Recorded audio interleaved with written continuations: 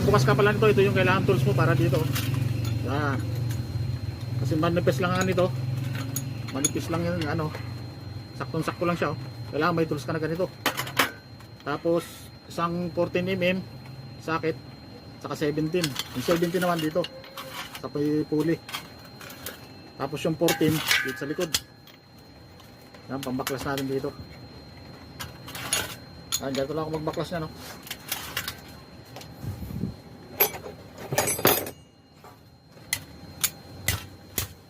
Yan. Ito muna tanggalin natin.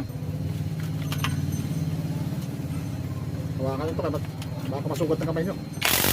Yan. Yan, tanggal na yung puli.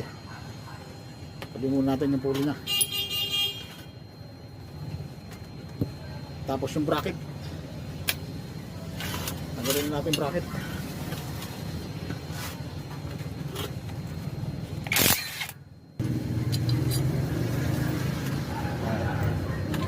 Bracket tanggal na. Tapos yung sa likod. Ito, apat din to.